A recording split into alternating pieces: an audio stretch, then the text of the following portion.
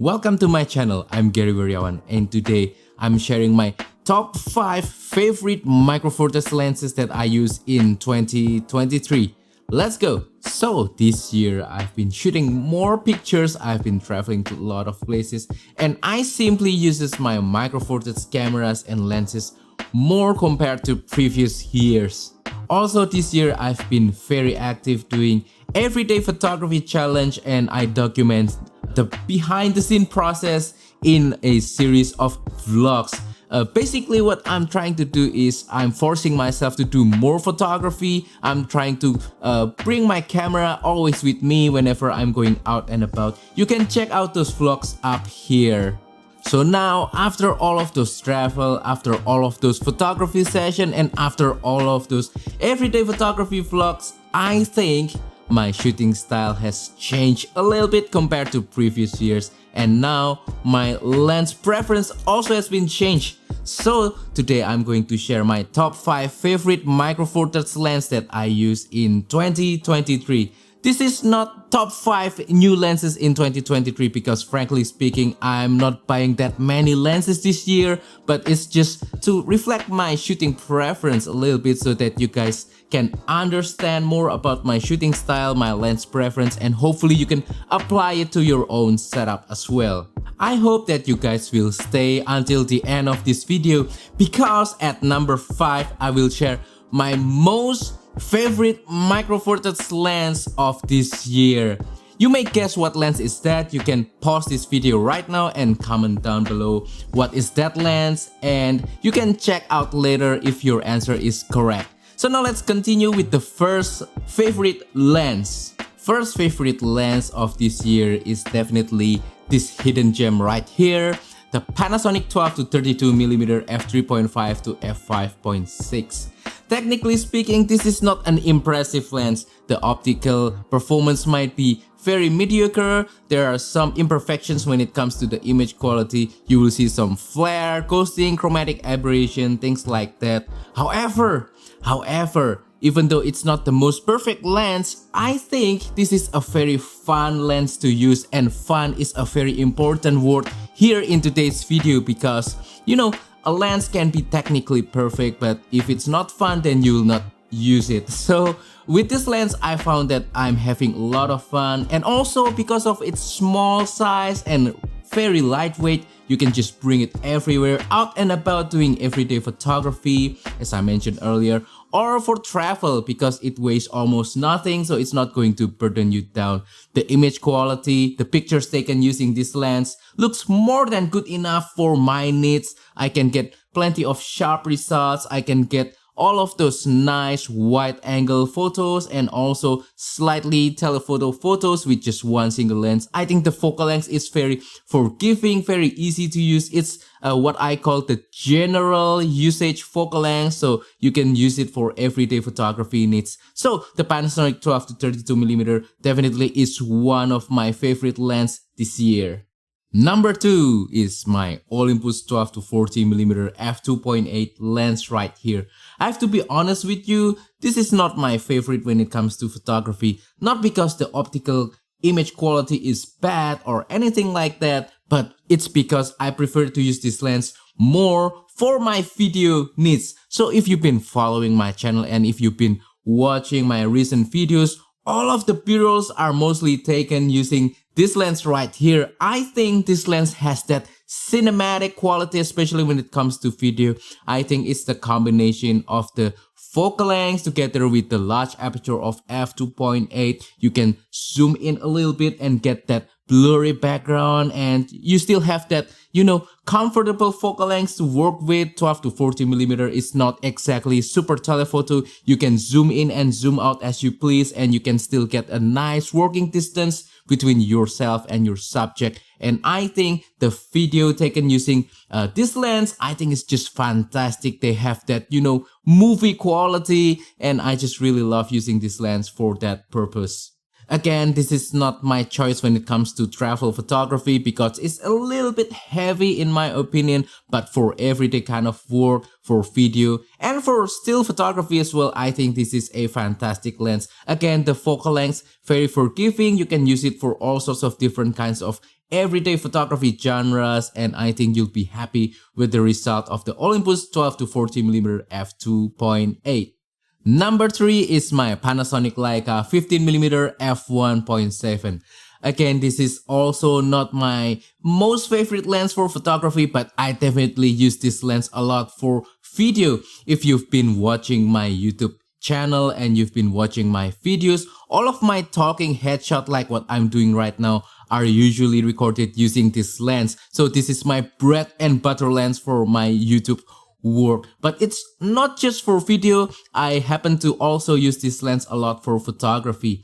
The focal length 15mm I think is very flexible. It's wide enough to do like scenery and landscape photography, but it's also tight enough to do environmental portrait and everyday kind of general photography stuff.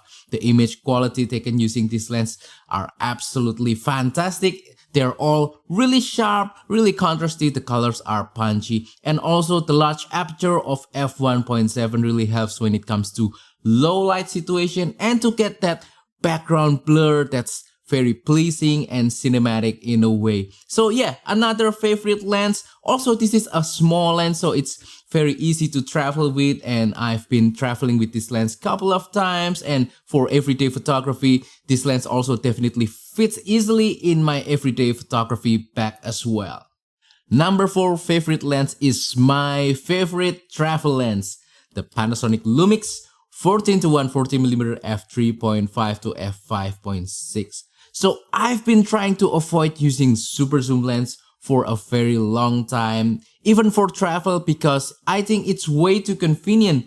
It's like cheating when you're playing a video game. I don't think that's the right analogy, but that's what I feel with this lens. However, after some time using this lens again this year, I think this lens changed my mind about super zoom lens, and I began to fall in love with super zoom lens again. Not because of its convenience, but also because it's also very enjoyable and fun to use, and it definitely really helps me to capture important moments when I'm traveling. So when you're traveling, everything is really spontaneous. You have to be ready for anything. You have to do run and gun kind of photography style. So with the 14 to 140mm, I think you'll be able to do that with just a single lens, because this lens can cover anything from wide angle to ultra telephoto with just one lens without having to change lens, and that's very important in my opinion.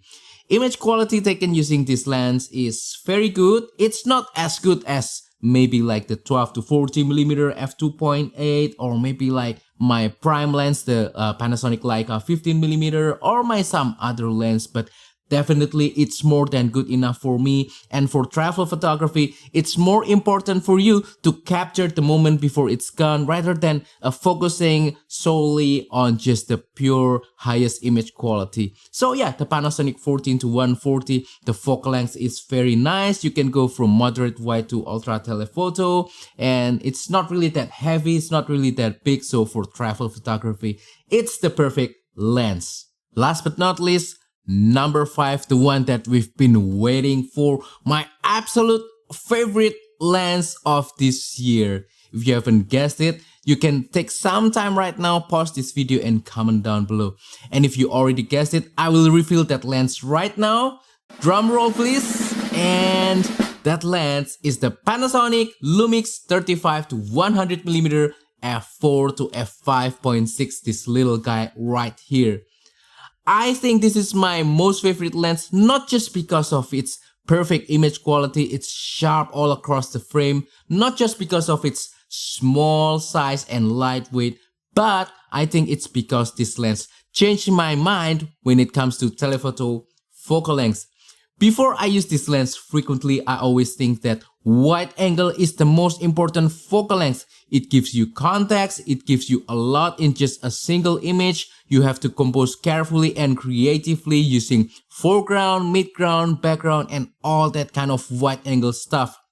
But nowadays, I also think that telephoto lens is important thanks to this lens, because with telephoto lens, when you zoom it in, you can get a very different kind of perspective that doesn't look the same like when you're using a wide angle lens. You can just focus on a smaller part of the image and try to make it look beautiful without having to resort to using foregrounds all the time. You can just shoot the object by itself and try to compose carefully, and you'll get a really nice image that's very detailed and will give you another kind of perspective of the same kind of subject. So yeah, that's why I started to love using telephoto lens more and more. And yeah, talking about the image quality taken using this lens, the pictures are always really sharp, contrasty, the colors are always nice. And I especially enjoy how this lens is very small and lightweight, making it very easy for me to travel with. And also for everyday photography, I can just stick this lens in my pocket or in my everyday bag and always have a telephoto lens ready for shooting that nice distant landscape, or if I want to get close to something, or possibly even something a little bit of a wildlife situation, I can still use this lens as well. So yeah, before I end today's video with my list of 5 most favorite Micro Four Thirds lens of 2023, I just want to mention that this list is a little bit surprising for me, because I don't really have an ultra wide angle lens in this list, and that's kind of surprising for me, again, because I usually am a wide angle kind of person. Usually I will at least put the Laowa 7.5mm lens, or maybe the Panasonic Leica 8 to 18mm on this list. But in this video, I'm not, and I don't think I'm missing any. Not because wide angle is not important, but I think, again, that's because my preference has already changed.